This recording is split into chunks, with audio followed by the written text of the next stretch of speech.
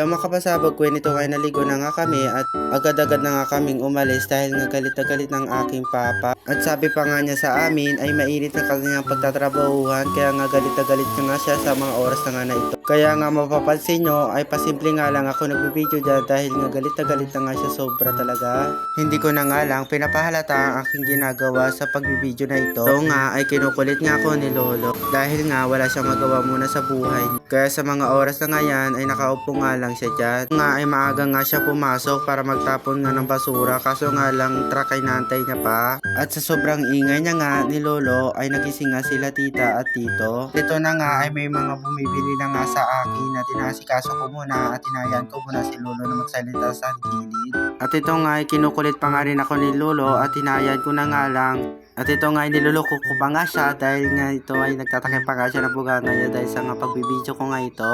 At sa mga oras nga na ito ay tinawag nga ako ng aking kaibigan para nga ilibre ng Big Bro. At alam nyo ba, yung nalaman niya na nagbibideo nga ako dyan ay umirit pa nga siya. Sabi niya nga sa harapan na nga lang daw siya, sa likod ako para nga mabidyohan ko daw na nga na maayos. At siya daw ay maging bida sa aking video. At ito nga ay malapit na nga kami makarating sa papuntang Big Bro. Kalahati ko na ang aking paglalakad papunta sa Big Bro at malapit na nga kami makarating nito. Fast forward ko na nga lang dahil nga sobrang haba pa nga nitong aking pagbibideo, kaya pa fast forward ko na lang. At alam nyo ba, nahulog ang bag ng aking kaibigan at tiningnan ko nga ito ay may nakita nga akong isang lalaki. Natawa nga ako dyan dahil nga sa aking kaibigan ang nahulog ang kanyang bag. Nakikita nyo ba nga sa likod ko at nagme-makeup pa nga siya at hindi pa nga daw siya satisfied sa mukha niya dahil nga sa sobrang pagme-makeup niya ay murapor na nga siya.